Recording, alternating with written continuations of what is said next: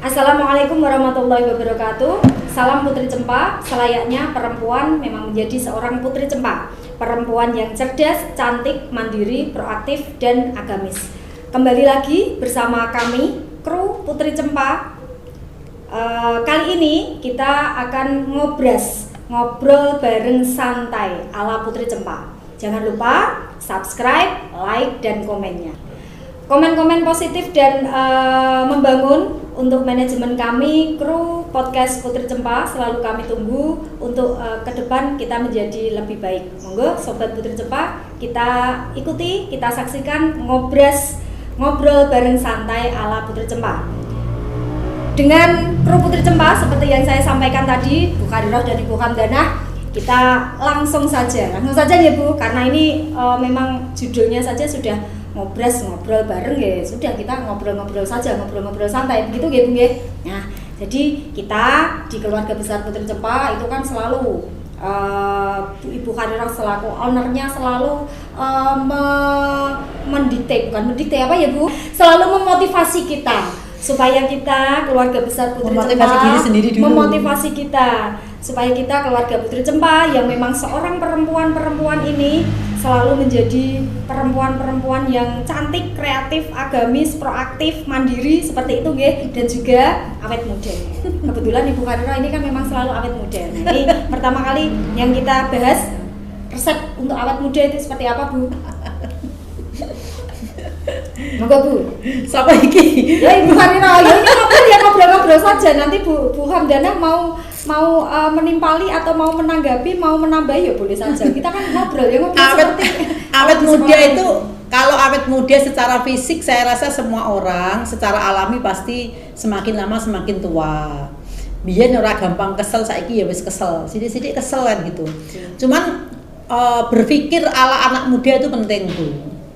Artinya kita selalu menyemangati diri sendiri untuk selalu kreatif, tidak ada kata terlambat kita untuk sukses.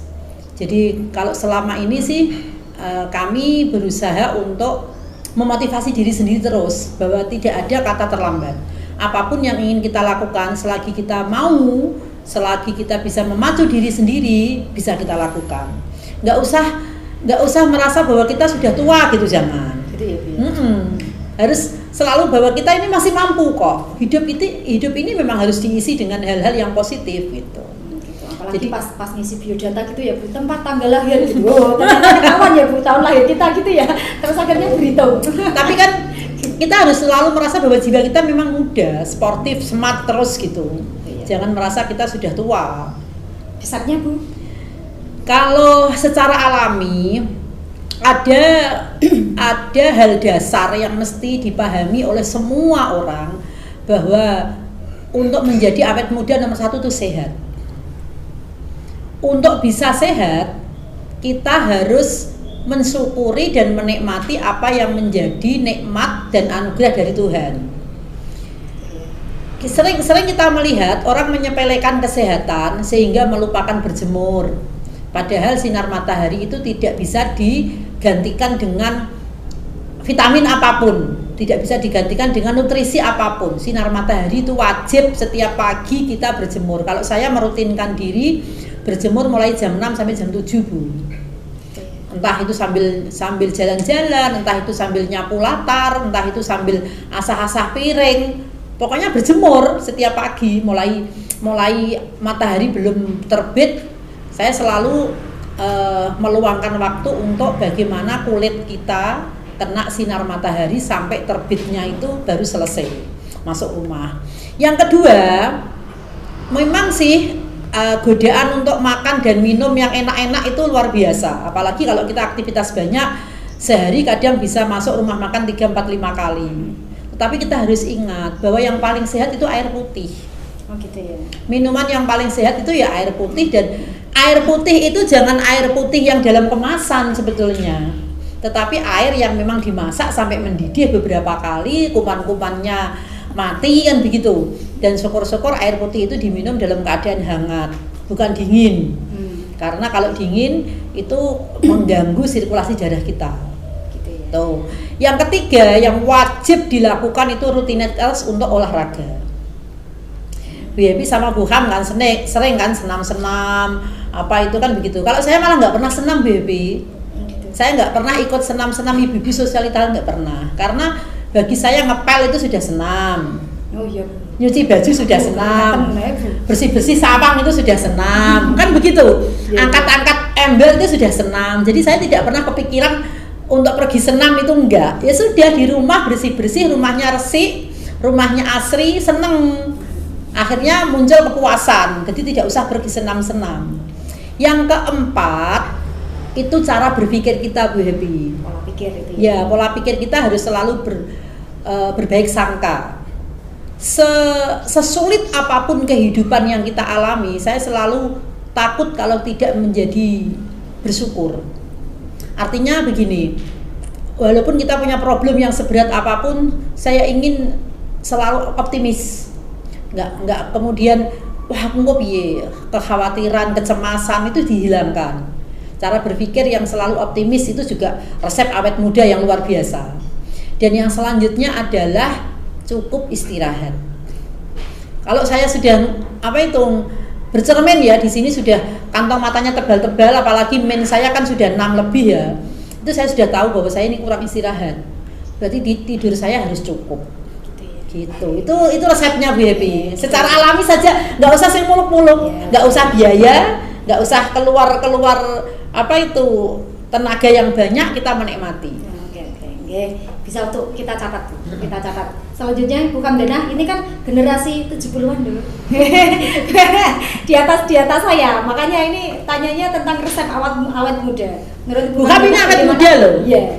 Awet muda selalu smart, awet muda loh Bu Ham. Kayaknya semua sudah dikupas ya. Sudah gitu ya. Nah, sekarang gini. Tadi kan salah satunya saya hanya menambahkan sedikit ya. Silakan. Awet muda nggak ada. Yang ada itu kelihatan muda. Kelihatan muda. Kelihatan muda. Awet muda kan nggak ada. Yang awet muda itu boneka, itu awet muda. Kalau kita kan memang berjalan waktu, itu tidak bisa dipungkiri. Dan memang kita itu kan makhluk yang diciptakan, berarti sing dhisik itu ya berarti tua, sing keri muda itu kodrat, memang alamiahnya seperti itu. Iya, alaminya seperti itu. Tadi Bu Haryah mengatakan bahwa konsep awet muda itu ada 1, 2, 3 sampai 4 atau berapa? Saya 5. Oke. Kalau saya itu ya sebuah hal yang kebetulan mungkin ya. Kumpulnya kan anak-anak kecil ya, berarti saya itu selalu berpikir seperti anak kecil karena saya sahabat mereka. Jadi kita guyu-guyu terus kayak nyanyi-nyanyi, kan seperti itu. Ya kan di Putri Cempa kan kebetulan. Di sini ada lembaga yang saya di situ.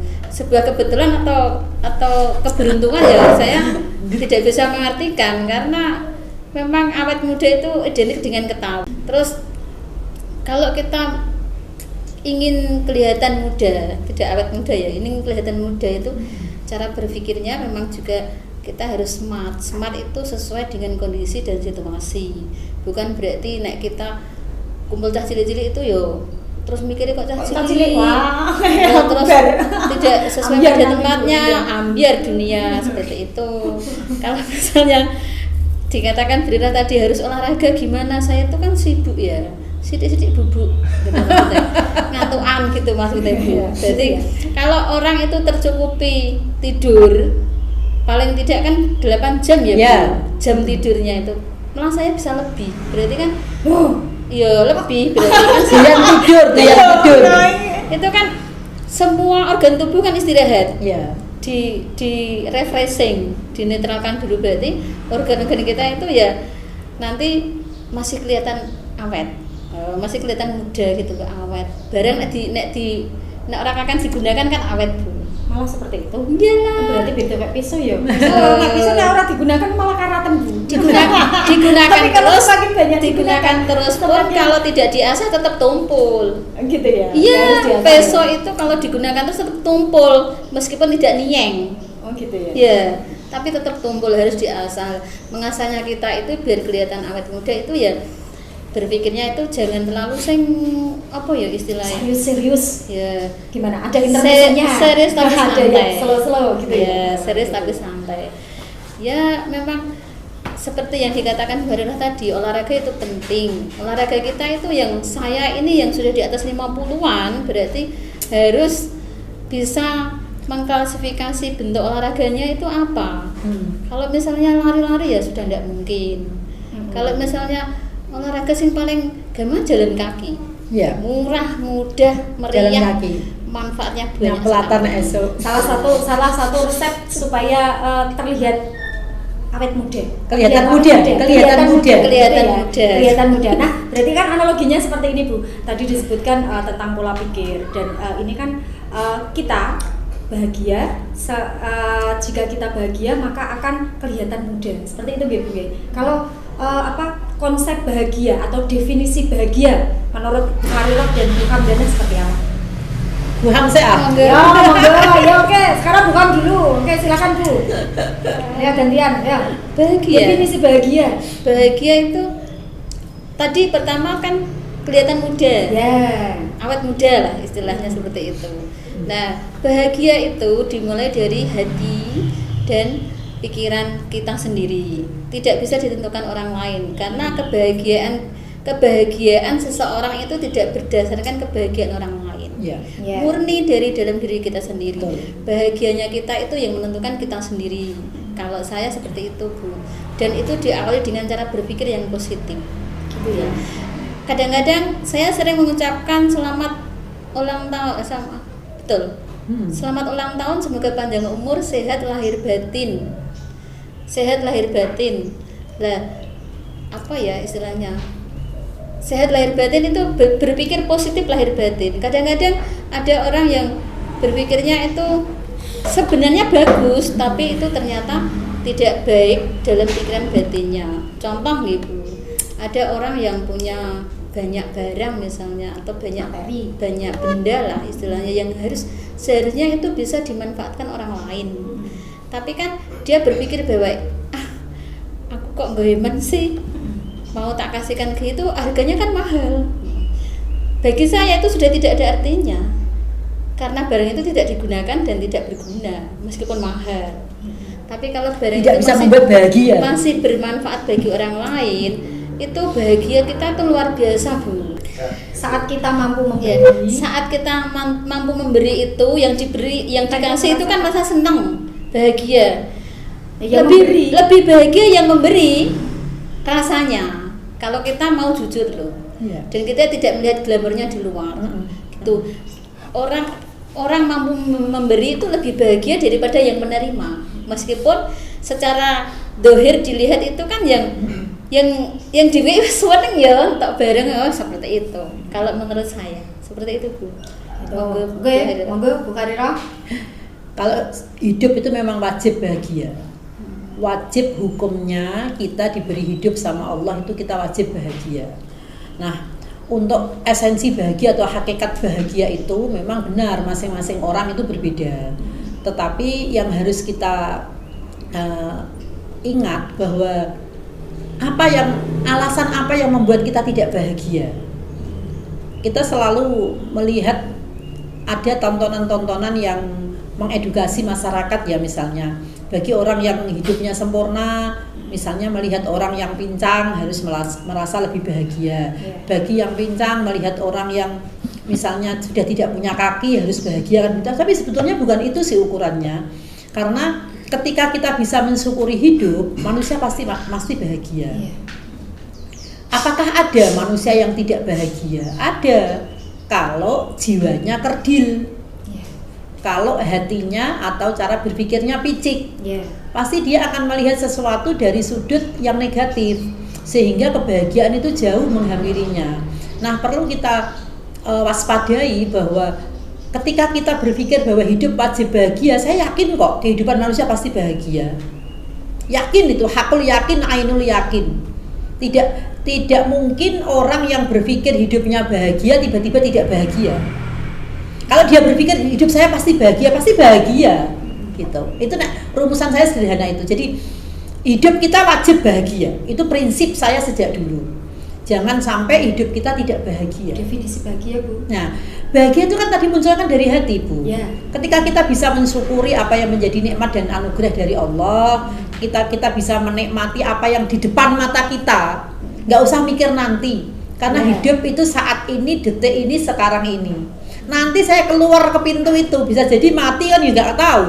Ngapain nggak mikir nanti? Saat ini saya bisa ngobrol dengan Bu Happy, saya bisa ngobrol dengan Bu Ham, saya ketemu sama Mas Ewing, ini bahagia banget sudah. Nggak usah mikir menit yang selanjutnya. Pokoknya sekarang ini saya bisa menikmati hidup saya, itu bahagia. Gitu ya. Ya. Kenapa harus bahagia, Bu? Kenapa bahagia itu suatu keharusan, itu kenapa? Alasannya apa? Begini ya, jangan sampai kita mati dalam kondisi frustasi. Mati kan bisa setiap waktu, Bu Happy. Iya. Apalagi Bu Happy namanya happy, jadi happy terus kan. Amin. Amin. Kan happy terus. Iya. Kenapa kita wajib bahagia? Supaya kita mati pun dalam kondisi bahagia. Gitu ya. Jangan sampai kita mati dalam kondisi frustasi, dalam kondisi bersedih. Artinya kita sowan kepada Tuhan kita menghadap kepada Tuhan kita, kondisinya tidak bersyukur dong. Iya. Tekan kono ije mengupat-upat misalnya, ije ngeluh-ngeluh kesah misalnya, ya jangan, banyak wajib bahagia. Sampai mati pun harus bahagia. Yang gini. Terus gini, Bu, tentang bahagia ini, mungkin ukuran masing-masing orang itu bahagia itu kan ukurannya berbeda-beda nih. Misal kita pas jalan-jalan melihat orang mungkin tidak seberuntung kita, mungkin jadi mungkin saja mereka itu belum bisa merasakan bahagia. Nah, yang apa? Orang bagaimana cara menyikapi untuk mereka-mereka yang mungkin saat ini belum merasakan saya itu saat ini bahagia loh, saya itu saat ini dalam kondisi yang senang, yang kondisi yang happy, itu caranya seperti apa? Bahagia itu belum tentu tampilannya gembira, Bu. Begitu ya. Jadi orang jangan terkecoh dengan penampilan, terkecoh dengan yang ada di permukaan. Ada orang yang mungkin tertawa ngakak misalnya, kemudian tampilannya kayak gembira tapi ternyata hatinya gersang. Hatinya gersang itu yang tahu kan dirinya sendiri. Nah, untuk itu, apakah kemudian orang yang sering menangis itu tidak bahagia? Oh, banyak, tangisan bahagia juga banyak. Tangisan bahagia. Kebetulan alhamdulillah saya bersyukur, baby. Saya pernah melewati beberapa masa yang menurut orang lain mungkin kasihan ya Bu Hariroh itu misalnya, tetapi justru saya merasakan kebahagiaan yang nyata. Gitu ya. Ketika dalam kondisi yang memang tidak punya apa-apa, terpuruk, pokoknya sangat di bawah levelnya dan titik nadir misalnya, tetapi justru saat itu saya merasa bahagia. Kebalikan dari pola pikir orang-orang. Nah, kebalikan dari yang mindset orang, yang dipikirkan orang, kok kasihan ya, tapi pada saat itu justru saya merasakan kebahagiaan. Kenapa kok bisa merasakan itu? Saya lepaskan semua beban duniawi, saya lepaskan semua pikiran-pikiran duniawi, kembalikan kepada bahwa dunia ini ada yang mengendalikan, dunia ini ada yang mengatur, dunia ini ada yang mengarahkan. Ya sudah, kita ikuti aja alurnya. Maksudnya alur dari Tuhan begitu. Nggak usah terlalu muluk-muluk, nanti aku bagaimana ya, nanti bagaimana itu sudah, cara aku menghina Gusti Allah. Matir gitu ya. Iya dong. Gitu ya. Kita ini kan dicukupi semuanya, kok mikir nanti bagaimana ya, berarti kan menghina, ngeremehke kan. Seakan-akan kita tidak yakin bahwa Allah itu maha kuasa dan maha segalanya, begitu loh, Bu. Gitu ya. Iya. Bu, gini ya Bu ya, jadi ini tadi ya lagi ilmu lagi dari jagong-jagong, dari bincang-bincang santai kita siang ini. Berarti konsep bahagia tadi seperti itu. Kemudian mengapa orang harus merasakan bahagia. Terus ini bagaimana caranya agar yang belum merasakan bahagia saat ini itu tetap bisa eksis. Itu seperti apa Bu? Tetap bisa bertahan. Yang belum merasakan, saya ini kok ternyata mungkin ya pola pikir orang itu kan beda-beda. Begini, gitu. Mungkin saya potong Bu Happy, saya paham. Artinya begini, banyak orang yang dalam proses hidupnya itu belum pernah merasakan bahagia. Aku urip kok nelongso, aku kurang rekoso terus, aku kok kakek masalah terus, begitu. Saya yakin karena dia tidak pernah bicara. Gitu ya. Dia tidak pernah sharing. Dia pun tidak punya sahabat. Dia tidak punya teman dekat. Kalau dia punya sahabat, punya teman dekat, dia mau bicara plong kok hati. Gitu ya. Di hati plong. Yang kedua, dia tidak merasa bahagia karena dia tidak mau melihat sekelilingnya yang lebih menderita. Nah, kalau dia mau mengawasi, mengamati, observasi kepada sekelilingnya yang menderita, pasti dia akan bersyukur. Yang ketiga, dia selalu menganggap orang lain itu bahasanya begini, harus memberikan kebahagiaan pada dirinya. Artinya melayani. Aku jadi bahagia asal kamu begini. Gitu. Misalnya sama suaminya atau sama anaknya atau sama saudaranya. Aku harusnya bisa bahagia kalau kamu seperti ini loh. Itu nggak bisa menuntut orang lain begitu. Karena bahagia kan harus kita ciptakan sendiri. Harus kita upayakan sendiri. Kalau saya begitu. Bukan, monggo nambahin. Apa definisi bahagia? Tadi definisi dan mengapa sikap yang harus dilakukan jika saat ini mungkin ada orang yang belum merasakan bahagia seperti itu, Bu. Berarti saya harus berdirikan diri sendiri dulu ya. Iya, monggo silakan. Ini jagung. Tadi kan definisinya panjang lebar. Ngobras loh. Ya. Bahagia itu kalau imbang antara yang dipikirkan dan dirasakan. Pikirkan dan dirasakan. Kalau pikir itu di berarti pakai akal, sini rasakan ya. berarti pakai hati. Imbang gitu loh, Bu. Imbang, balance gitu. Kan kadang-kadang ada orang yang penuh dengan masalah kan. Berarti kan sudah penuh, terus kelihatan di wajahnya itu ada terbebani Gitu ya. sudah kelihatan kalau dia tidak bahagia bagi saya itu. Melihat itu sudah sumpah gitu loh, berarti kan tidak bahagia. Nanti wajahnya sumpah kalau ya, gitu. Itu perlu ditumpahkan. Karena nanti kalau tidak ditumpahkan itu jatuhnya ke migrain dan lambung, asam lambung. Iya, meskipun asam lambung toko iku ya, toko orang iya, bahagia gitu. Dari terpenuhinya pikiran yang tidak tertumpahkan. Jenuh terlalu ya, jenuh. Makanya harus ditumpahkan. Ya. Kalau sama suami istri ya bebas-bebas aja, mau menumpahkan di mana-mana boleh kan, nggak apa-apa. Ya. Mau sharing istilahnya seperti itu. Kalau bagi yang belum punya pasangan atau single parent atau apapun itu, punya sahabat itu penting untuk tempat mencurahkan, meskipun tidak menyelesaikan. Tidak menyelesaikan masalah. Banyak sharing itu kan belum tentu selesai masalah, meskipun diobrolan, tapi setidaknya sudah ditumpahkan sedikit. Jadi orang lebar gitu loh, Bu, pas gitu, balan dari yang dipikirkan dan yang dirasakan. Nah, kalau bahagia bagi saya itu ya seharusnya kita memang sudah bahagia dari lahir. Uang kita itu tidak minta sudah dilahirkan, tidak minta juga sudah disediakan. Dulu itu kan kita di surga, Bu. Di surga kan sudah semua disediakan. Bukankah kita ini manusia Adam itu kan orang yang paling bahagia di dunia? Kan ditaruh di surga, terus dikasih semuanya. Lah, dikasih pesen tidak bahagia itu karena tingkah kita, gitu loh. Kan dikasih pesen, kamu jangan nyentuh itu ya. Ternyata dia itu kan melanggar, ceritanya seperti itu. Akhirnya tapi itu kita yakini kan, Bu, kita imani itu. Iya kan, memang itu ceritanya. Iya. Terus pada artinya kan pada artinya loh. Saya itu juga kok surga, saya belum tahu surga. Nah, terus di situ ini nanti rentetannya ke kebahagiaan, Bu. Akhirnya dia itu kan diturunkan ke dunia. Nah, tempat tinggalnya itu di dunia. Lahirlah kita, turunan orang-orang yang salah, berarti kan gitu. Gitu ya. Ya, orang banyak salah itu nggak bahagia loh, Bu. Nah, kalau mengakui kesalahan itu baru bahagia. Nah, itu kan disediakan itu dulu kan. Kalau di surga semua tinggal ambil, sudah tersedia. Kalau di dunia berusaha dulu, upayanya dulu, menanam dulu, berternak dulu, direncanakan dulu ya, direncanakan dulu. Setelah itu pun gampang, hanya seperti itu kan, Bu. Semakin generasi keturunan ini semakin tidak bahagia, Bu, semakin sengsara gitu ya. Iya, setelah itu kan ada uang, tercipta uang. Ini kan buatan tercipta uang, terus ada tukar barang dan uang. Barter dulu, kemudian ada barter Bilali ya salahnya. Terus sekarang ada uang, sing loro duwe dijualna barang. Nggih ta mboten. Nah, iku sing realnya sing sederhana, yang sederhana koyo ngono iku. Setelah itu, karena dia tidak bisa cari uang, akhirnya apa, Bu? Hutang. Nggih ta mboten? Hutang.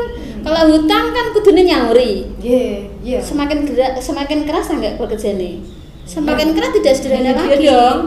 Nah, dikejar-kejar sudah seperti itu, terus langsung nanti ada istilahnya perbankan sekarang ini yang bikin orang pusing jungkir balik itu sebenarnya dari situ sumbernya. Gitu ya. Iya, menurut saya ini saya bicara menurut bahagia saya sebenarnya dulu aku kepenak tapi kan sengsara dan tidak bahagia itu tercipta karena ulah kita sendiri.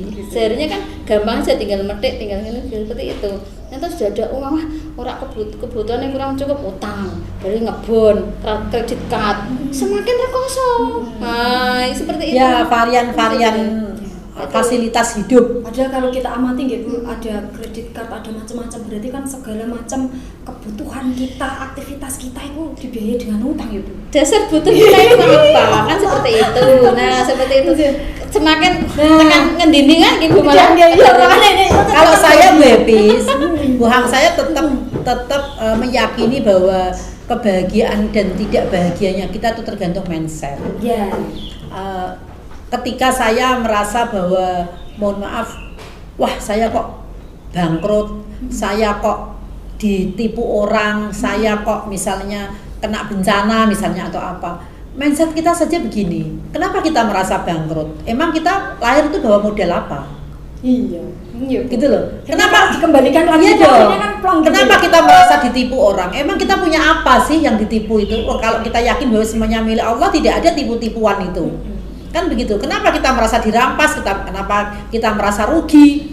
Apa yang kita punya? Wong kita mau sama-sama Bu Happy lahir, Bu Ham lahir, saya lahir juga sama-sama telanjang kok. Iya. Nggak bawa apa-apa. Berarti kan kita sama-sama nggak modal apa-apa. Jadi itu asli gini ya Bu. Dari pembicaraan ini tadi sedikit yang bisa saya tangkap, orang yang punya pola pikir yang rumit, terlalu jelimet itu malah untuk mencapai bahagia itu susah Bu. Tapi coba kalau kita lihat orang-orang yang di desa-desa, orang-orang yang berpikirnya itu hanya sederhana, makan saja. Saya Bu, kalau di tempat saya masih ada yang usum namanya Ramban, tahu ya Bu Ramban? Tahu dong. Yang bahagia dan iya. dari cara bicara mereka, dari gestur mereka itu terlihat kalau mereka itu bahagia. Iya. Padahal di pikiran mereka itu sederhana sekali. Berbeda dengan saya Bu, orang-orang perkotaan yang banyak sekali aktivitas, banyak sekali yang difikirkan sampai yang jelimet-jelimet gitu. Katanya untuk mencapai bahagia itu susah ya. Saya itu belajar hidup dari sekeliling saja Bu. Yeah. Ketika saya punya hutang miliaran, kemudian saya lihat wah saya punya utang miliaran tapi aset saya juga miliaran kan begitu misalnya. Kemudian saya ketemu dengan tetangga saya, orangnya sudah meninggal malah sekarang. Saya tanya, kamu bahagia nggak Yo? Bahagia Bu, asalkan dok kasih pekerjaan setiap hari kayak begini. Dia kerja sama saya, seharinya 35.000. Berangkat jam 6 pagi, jam 9 pulang kan begitu. Padahal itu kan uang sangune anak-anak. Dia selalu kan 4 hari, 5 hari sekali minta gajian. Bu, saya sudah kerja 5 hari, berarti 175.000. Terus kamu susah apa enggak Yuk? Asalkan Bu Harirah ngasih saya pekerjaan rutin ini sudah cukup Bu untuk saya, yang penting saya bisa belanja, makan sudah. Setelah jam 10 dia tidur di rumah. Jadi dia cukup hidup dengan sehari 35.000. Ini mohon maaf ya. Kemudian saya belajar. Nah, kenapa kita berpikir yang jauh-jauh? Mereka hidup seperti itu saja ada dan sama-sama hambanya Gusti Allah loh. Sama-sama harus membandingkan seperti itu. Sama-sama kaulane Gusti Allah. Nah, mungkin ketika kita diberi di atas strata mereka, kita harus lebih bersyukur harusnya. Karena banyak orang-orang yang seperti itu. Tapi ternyata susah mereka dengan susah kita beda. Iya. Saya susah mereka dan saya susah ketika saya punya hutang miliaran baru susah. Tetapi dia susah ketika nggak tak kasih kerjaan. Hanya sederhana loh. Kalau nggak dikasih kerjaan saya susah loh, bukan gitu. Itu aja sebetulnya. Nah ini kan pola-pola pikir yang baik, pola-pola pikir yang selalu optimis, pola-pola pikir yang selalu ngalelah, ndirah, berpasrah diri kepada Allah yang baik itu harus ditularkan, terutama untuk generasi muda. Jangan terlalu obsesinya ketinggian atau ambisinya ketinggian. Mungkin ketika baru belajar bekerja mereka bisa memanage keuangan dengan baik. Saya pernah melihat anak muda umur 21 tahun, dia rela menjual sepeda motornya hanya ingin dianggap wah dan nanggap dangdut. Nanggap dangdut hampir habis 7 atau 8 juta, direwangi sepeda motornya didol supaya apa? Supaya dianggap wah sama teman-temannya. Dia lupa Yaitu kan bahagia sebagai pencitraan. Pencitraan untuk bahagia. Nah, Pura-pura bahagia. Setelah itu dia yang rugi dong. Iya. Orang lain yang senang bisa joget-joget, dia yang rugi. Selanjutnya bagaimana? Nah, Aktivitasnya ini kan bagaimana? harus Oke. artinya marilah berpikir jauh ke depan. Iya. Banyak orang yang sudah punya pengalaman pahit dalam hidupnya dan mereka mengevaluasi diri. Jadikan itu sebagai Nah, pembelajaran. tetapi kan itu tadi kembali kepada cara berpikir kita, rasa optimisme kita itu. Nah, nggih. Jadi ini tadi bahagia, pola pikir, awet muda itu berarti ada hubungannya gitu nggih, ada Iya. hubungannya. Dan itu artinya bisa tercipta saat kita memang selalu semangat menghadapi apa yang ada saat ini, misalnya seperti itu, menghadapi segala macam aktivitas dan problematika hidup. Jadi Sobat Putri Cempa, demikian ngobras kita ala Putri Cempa. Mudah-mudahan bermanfaat. Sampai bertemu kembali. Jangan lupa like, share, dan komennya. Terima kasih. Wassalamualaikum warahmatullahi wabarakatuh. Waalaikumsalam warahmatullahi wabarakatuh.